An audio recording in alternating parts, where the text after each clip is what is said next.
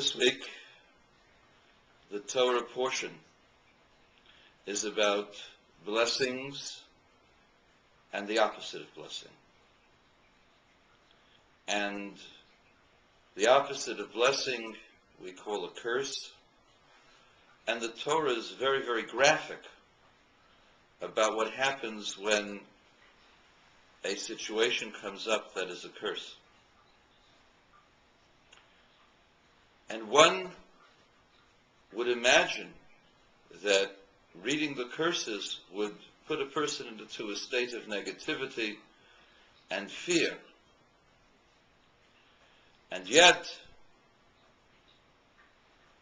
the Baal HaTanya, the author of the Tanya, looked into every phase and aspect of the Torah and taught that the curse is really a blessing,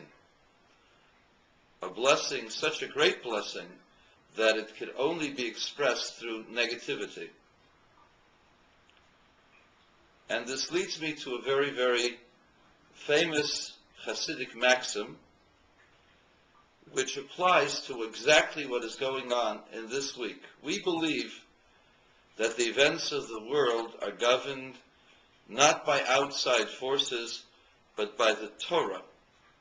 And the cycle of the world, the cyclical nature of economics, the cyclical nature of success of nations,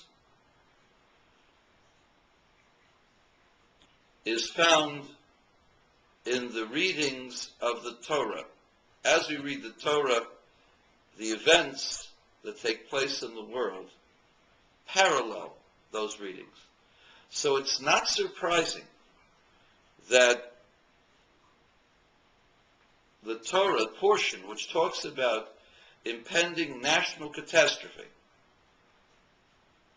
during this week, events have taken place that portend some very, very difficult times. And some people are already calling it a catastrophe. That's only the beginning of a catastrophe, if God forbid it should happen. But the question is, what should be our response? So there's a Hasidic maxim. As me verliert de Geld, hat men gar nicht verloren. As me verliert de Gesund, hat men halb verloren. Aber am me verliert de Mut, hat men alles verloren. When you lose your money, you haven't lost anything. When you lose your health, you've lost half. When you lose your will and your spirit, then you've lost everything. The reaction to an economic collapse of great companies should be first and foremost maintaining the spirit of the people and not bringing people to despair. Words of despair are destructive and tear things down and will cause further collapses. Words of enthusiasm, words of construction that are properly chosen actually can do things to turn things around. Now, the first reaction to any kind of collapse or difficulty is we can, and therefore we will, rebuild this bigger and better.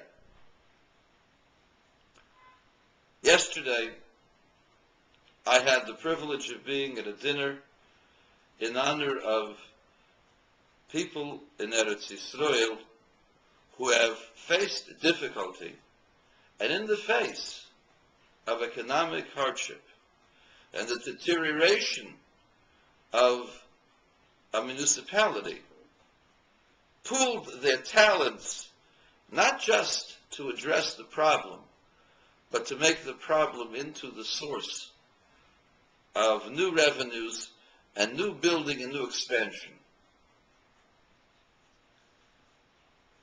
Such is the nature of the positive enthusiasm of the visionary. And this is also the nature of the vision of the Lubavitcher Rebbe's, who told their Hasidim, who wanted to leave Russia and emigrate to Israel, that their job was to make their home, Machdo Eretz Yisrael, make their present home into Israel. What does that mean? To take the negativity of the surrounding area and transform it into greatness, into light. We have three decisions, three options. You have declining economy, you have lethargic people, and a lack of vision among the leadership, so you can go somewhere else. Where?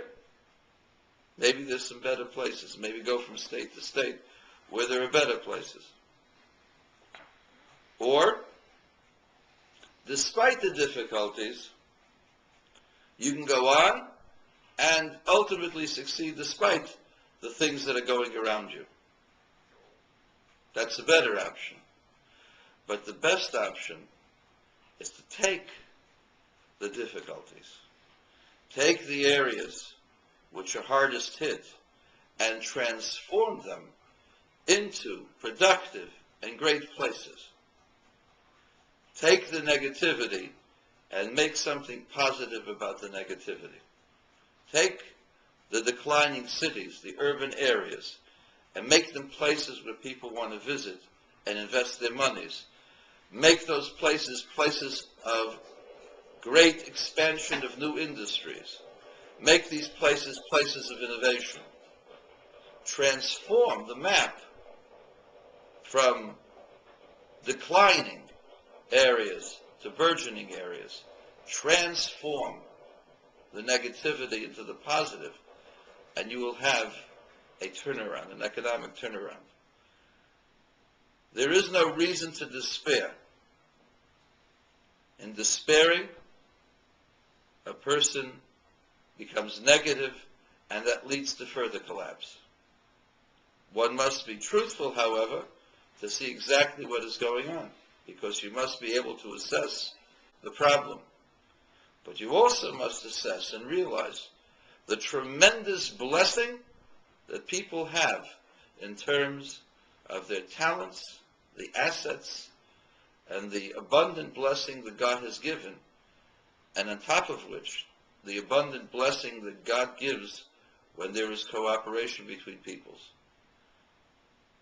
To paraphrase a great American, may God bless America.